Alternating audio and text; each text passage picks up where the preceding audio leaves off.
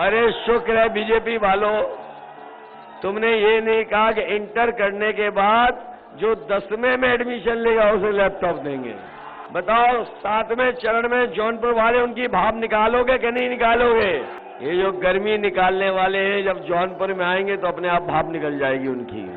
जो मजदूर दूर दूर काम कर रहे हैं, महाराष्ट्र में, गुजरात में, पंजाब में, बीजेपी ने ऐसा लॉकडाउन लगाया कि उन्हें पैदल पैदल चल करके अपने घर पहुंचना पड़ा। और कई मजदूर परिवार ऐसे हैं जो अपने परिवार तक नहीं पहुंच पाए, उनकी रास्ते में ही जान चली गई, मौत हो गई। मेडिकल कॉलेज को कम से कम इतना अच्छा बनाया जाएगा जिससे हमारे गरीबों को इलाज के लिए कहीं बाहर भागना ना पड़े, उनका पूरा का पूरा इलाज इसी मेडिकल कॉलेज में हो जाए। इसलिए जौनपुर के भाइयों बहनों में कह के जा रहा हूं, समाजवादी सरकार बनेगी तो गरीबों की मदद के लिए अगर हमें 2 गुनी भी एम्बुलेंस करनी पड़ेगी जौनपुर में, तो एम्बुलेंस लेकर के अपने गरीबों की मदद होगी। ये पुलिस के लिए जो 100 नंबर शुरू हुआ था, बाबा जी ने 112 कर दिया। और जब से 112 हुआ है, हमारी पुलिस भी कबाड़ा हो गई कि जब 10 तारीख के बाद आप अपने घर जाओगे तो कम से कम अपने गुल्लू के लिए बिस्किट लेते जाना। इस बार भारतीय जनता पार्टी को नदिया के पार फेंक दोगे कि नहीं फेंक दोगे? और हमारे कहने का मतलब है नदिया के पार नहीं, उत्तर प्रदेश से बाहर के जो इंटर कर लेंगे और जब 12वां में जाएंगे तब उन्हें लैपटॉप मिलेगा। अरे शुक्र है बीजेपी वालों, तुमने ये नहीं कहा कि इंटर करने के बाद जो 10वें में एडमिशन लेगा उसे लैपटॉप देंगे।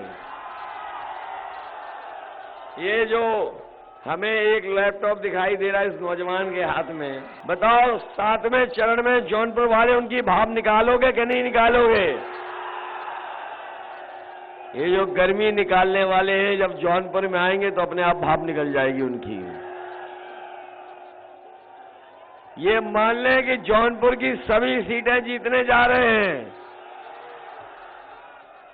जिस समय कोरोना आया, बीमारी आई, जिस समय सबसे ज्यादा जरूरत थी, जब मजदूरों की मदद होनी थी, जो मजदूर दूर दूर काम कर रहे हैं, महाराष्ट्र में, गुजरात में, पंजाब में, बीजेपी ने ऐसा लॉकडाउन लगाया कि उन्हें पैदल पैदल चल करके अपने घर पहुंचना पड़ा। कोई सरकार ने मदद नहीं की, सरकार ने आंखें बंद कर ली, मजबूरी में पैदल चल करके आए। और कई मजदूर परिवार ऐसे हैं जो अपने परिवार तक नहीं पहुंच पाए, उनकी रास्ते में ही जान चली गई, मौत हो गई। मैं अपने जौनपुर के लोगों को कह के जा रहा हूं, आने वाले समय में 10 तारीख को परिणाम आएगा। मेडिकल कॉलेज को कम से कम इतना अच्छा बनाया जाएगा जिससे हमारे गरीबों को इलाज के लिए कहीं बाहर भागना ना पड़े, उनका पूरा का पूरा इलाज इसी मेडिकल कॉलेज में हो जाए। बताइए बाबा मुख्यमंत्री ने वो एम्बुलेंस खराब कर दी कि नहीं कर दी? खराब हो गई एम्बुलेंस कि नहीं हो गई? और जो नई एम्बुलेंस लेनी चाहिए थी वो भी नहीं ली। इसलिए जौनपुर के भाइयों बहनों में कह के जा रहा हूं, समाजवादी सरकार बनेगी तो गरीबों की मदद के लिए अगर हमें 2 गुनी भी एम्बुलेंस करनी पड़ेगी जौनपुर में, तो एम्बुलेंस लेकर के अपने गरीबों की मदद होगी। ये पुलिस के लिए जो 100 नंबर शुरू हुआ था, बाबा जी ने 112 कर दिया। और जब से 112 हुआ है, हमारी पुलिस भी कबाड़ा हो गई। बताओ 100 नंबर बर्बाद हो गया कि नहीं हो गया? और बाबा जी कभी कभी कहते हैं कि हम 12 बजे सो के उठते हैं, तो वो हमें घोर परिवारवादी बोलते हैं। अभी उनके एक नेता का भाषण सुना बलिया का, मैंने निकलवाया कि इन्हें परिवारवादी कितनी बार कहा होगा, तो मैंने उनके भाषण में 15 बार गिना है कि परिवारवादी कहा।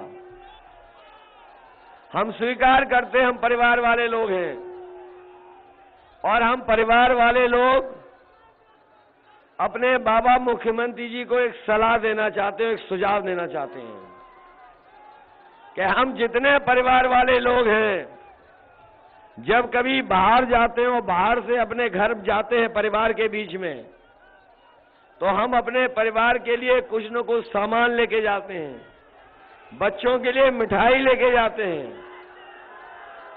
इसलिए हम बाबा मुख्यमंत्री जी को सुझाव देना चाहते हैं कि जब 10 तारीख के बाद आप अपने घर जाओगे तो कम से कम अपने गुल्लू के लिए बिस्किट लेते जाना।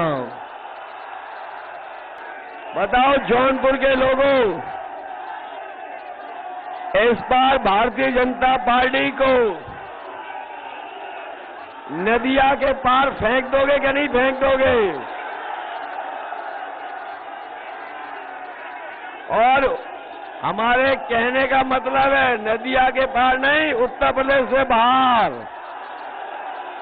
वह उत्तर प्रदेश से बाहर करोगे बीजेपी को कि नहीं करोगे?